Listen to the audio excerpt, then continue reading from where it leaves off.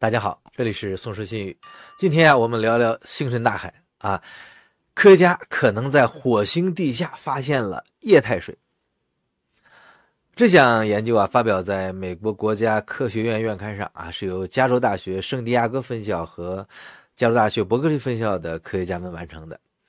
他们分析了 NASA 洞察号火星着陆器收集的数据，得出了这个令人兴奋的结论啊。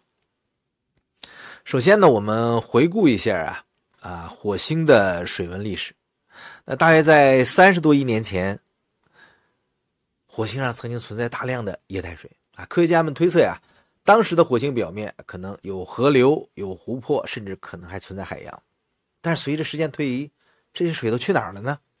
一些可能是被矿物吸收了，一些可能是以冰的形式埋藏在地下，还有一些可能是以液态形式存在于深层的地下水层中。另外相当一部分呢，可能已经流失到太空里边了。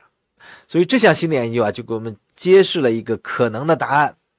那研究团队使用这个岩石物理模型和贝叶斯反算的办法，考察了洞察号着陆器附近11.5到20公里深度中的中层地壳的地震波速度和重力数据。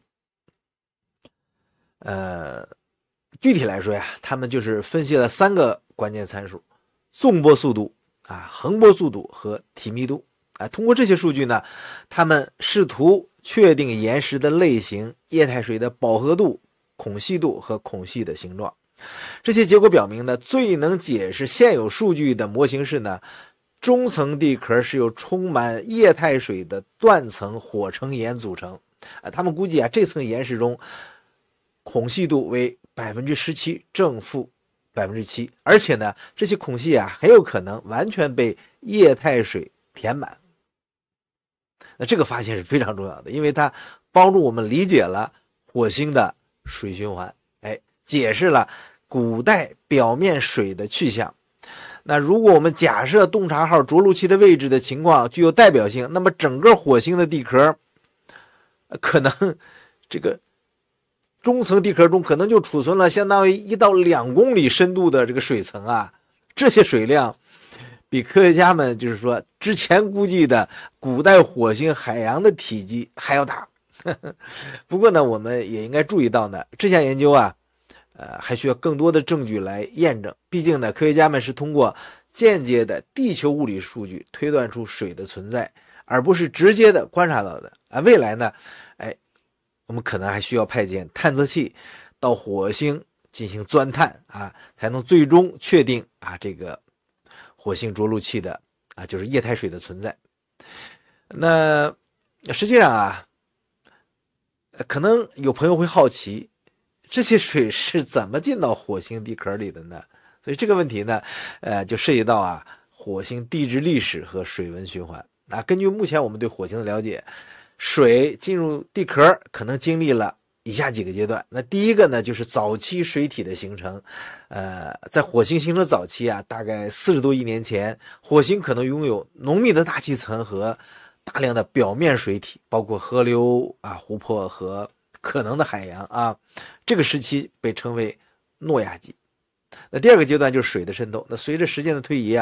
部分表面水通过岩石的裂缝和孔隙呢，逐渐渗入地下。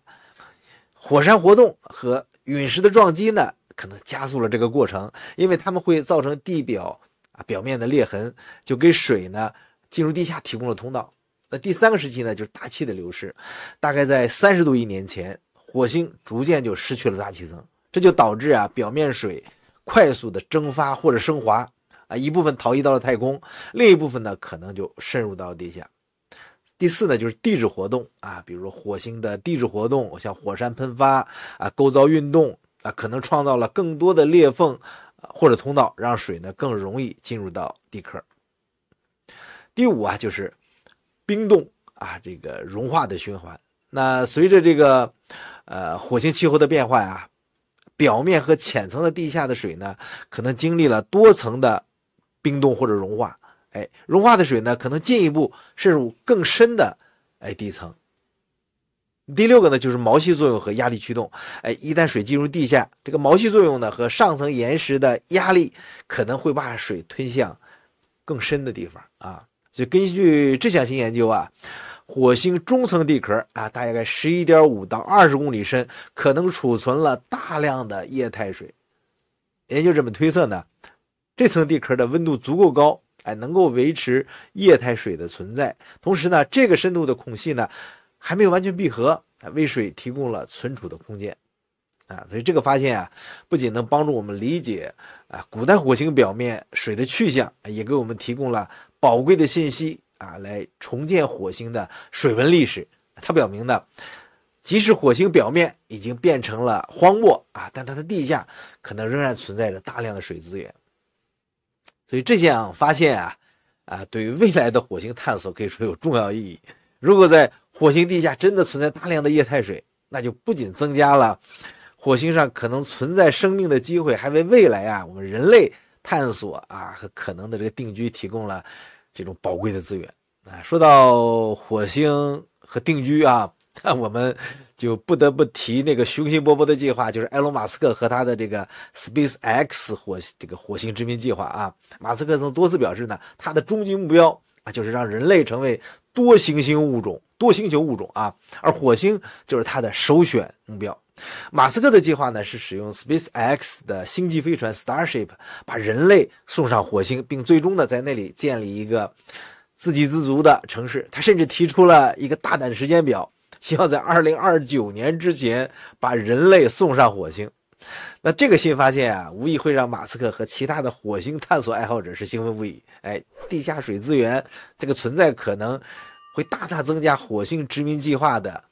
可能性。想象一下，火星的未来居民可能利用这些地下水资源来种植食物制造氧气甚至可能分解来制造火箭燃料，轻而养一嘛，对吧？但是我们应该认识到这个火星殖民还是面临着巨大的挑战，那跟电影里还是不太一样的。除了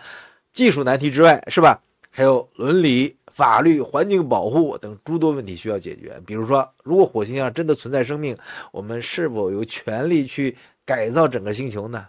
如果发现了更珍贵的科学资源，我们应该如何保护它或者利用它呢？